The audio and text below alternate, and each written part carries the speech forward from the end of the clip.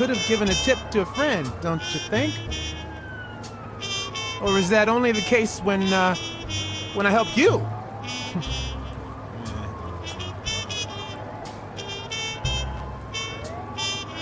Get that guy out of here.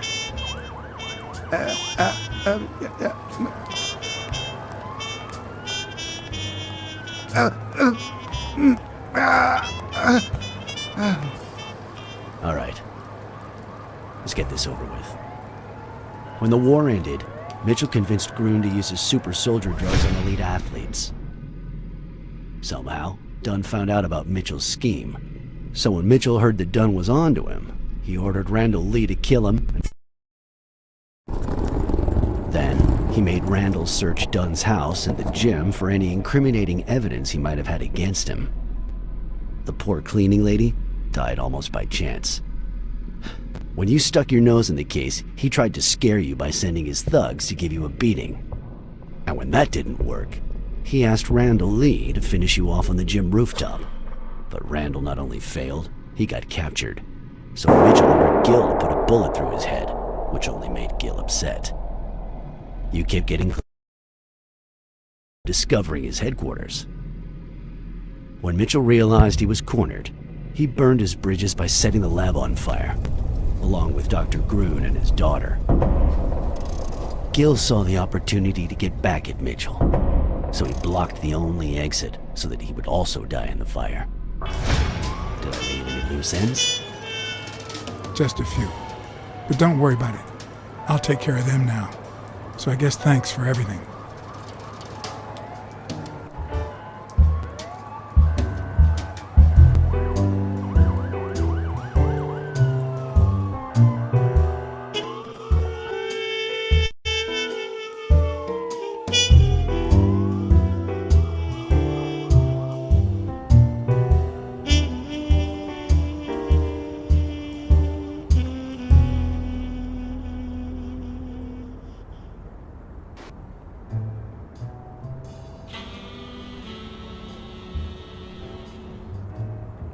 In your classic noir films and novels, solving a case never amounts to a happy ending. The detective is always left with a sense of bitterness. A feeling that, before he took the case, the world was a better place. That he was a better person. Come on, now speed it out! Sometimes I just let my character get the best of me. What do you want from me? I told Stone what I knew, that he was going to let Yale win, that if he didn't, O'Leary would destroy Helen Moore's career, and that Moore was doomed either way, or would be as soon as America discovered her sweetheart was on drugs. I don't believe you. No way. Who sent you? Today, nobody. And what if I did believe you? What would that change? If I don't do this for her, how could I ever look her in the eyes? How could we stay together? You think you'll stay together when you lose your title and they accuse her of doping? At least I know I tried.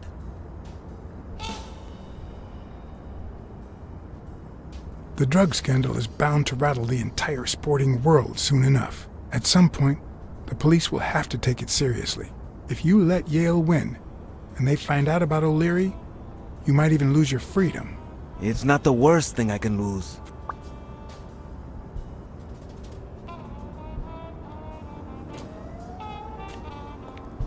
Suit yourself.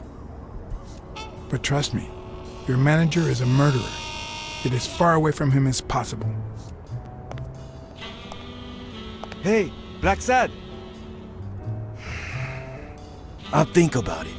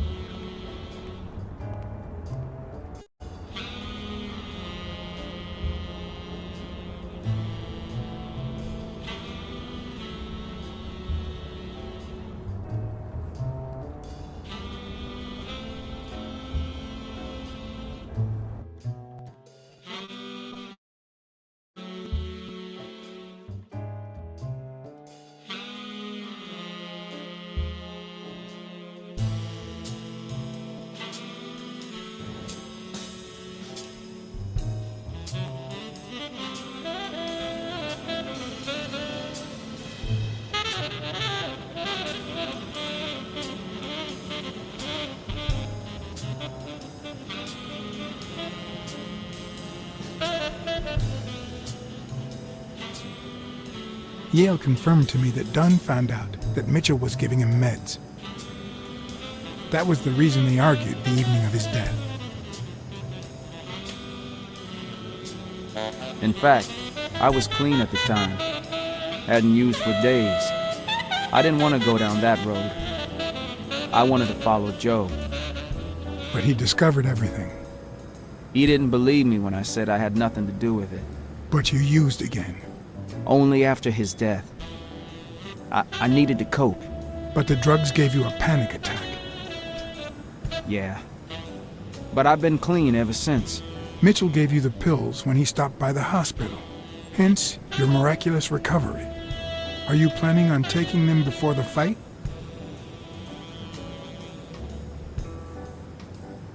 Don't do it, Bobby.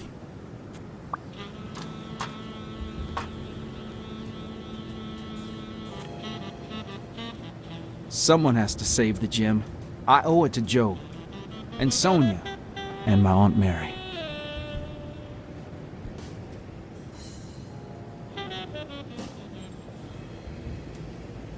The only thing you owe them is integrity. What would Dunn think of you now? Sorry about your Aunt Mary. She was a good woman.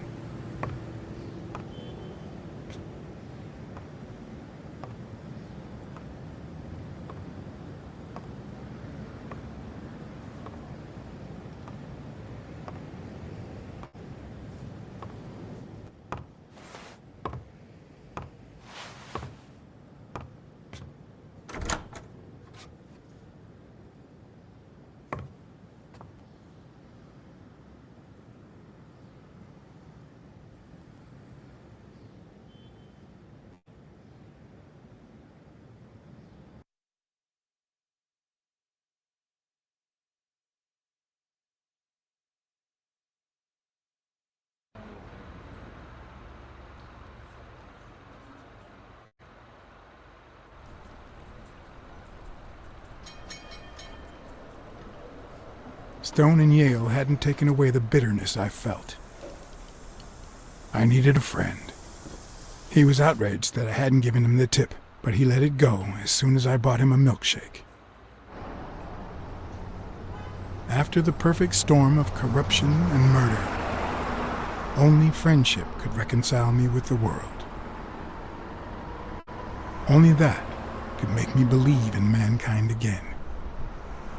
Only that could cleanse my soul. Only that. And money.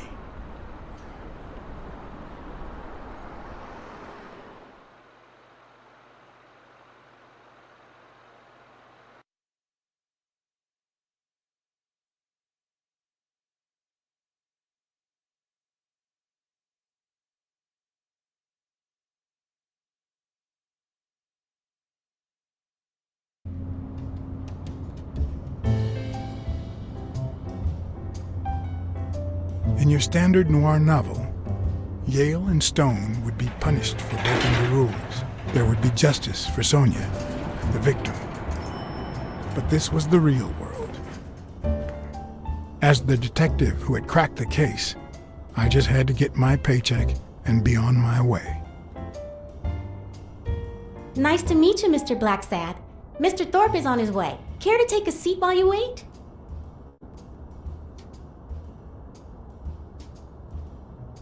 I guess I'll just have to wait. He'll be here in a minute. Please, take a seat.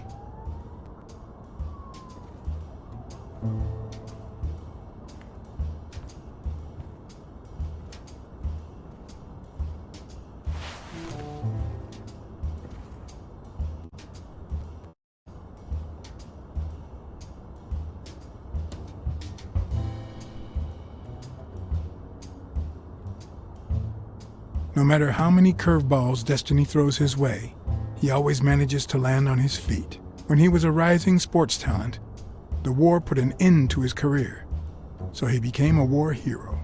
After the war, he didn't end up like Gil or like me. He became an elite athlete, a Hall of Fame football star. When an accident left him in a wheelchair, he went on to succeed in advertising.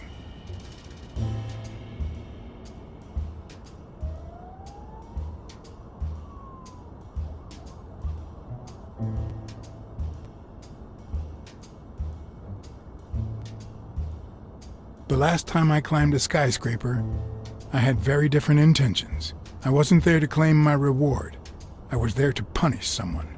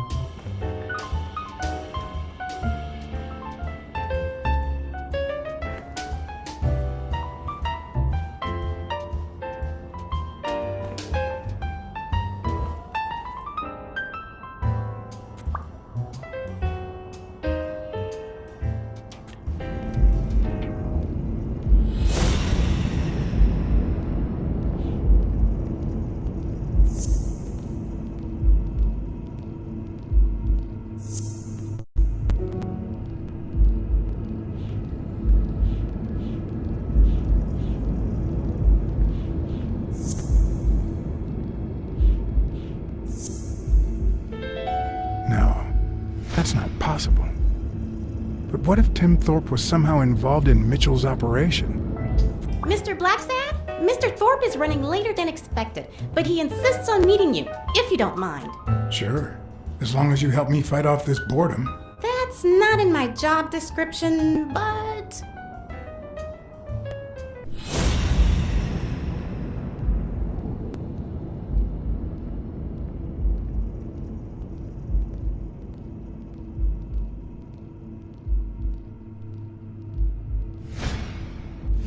If I had her markings on my skin, would I be the same person? Would my name be different?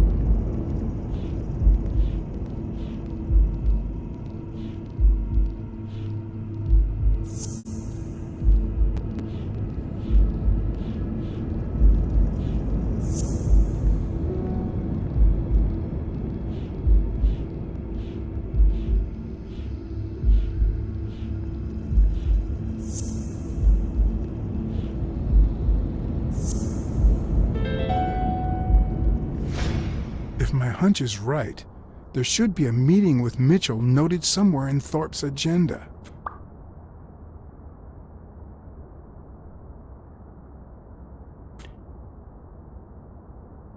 How long have you worked for Tim Thorpe? Almost 3 years. And I hope it lasts.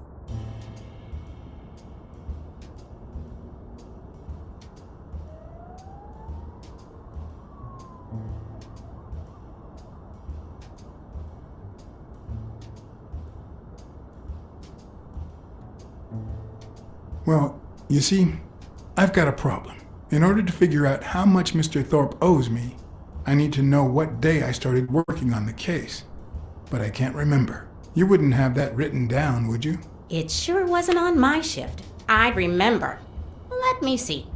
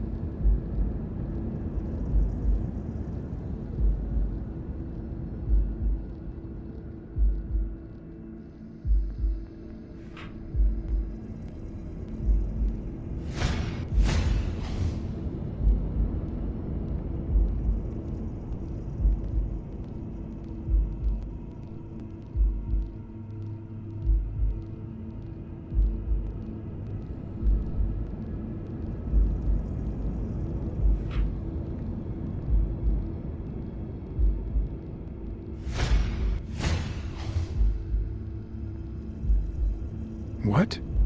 Dunn was here 2 days before he died? Why didn't Thorpe ever mention that? I'm sorry, but your name's not on here.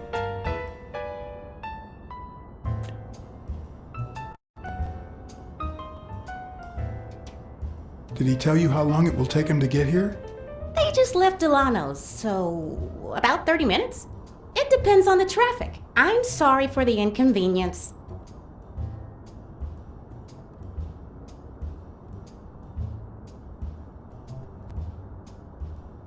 Wait, I just remembered something. The day I came, Joe Dunn had just walked out the door. Well, no. You don't have any appointments. Although, I guess I could have forgotten to write you in. Mr. Dunn, who's usually very kind, left in a flurry. He even slammed Mr. Thorpe's door. Okay. Now I know I have to get into Thorpe's office. And he didn't even say goodbye. Yes, that was the day. You don't recall me because the minute I saw Dunn stomp out, I followed him. I never actually came in. Of course. That explains it. No doubt. So, since it looks like Mr. Thorpe won't be here soon, I think I'll go take a walk down the hall. Gotta stay in shape.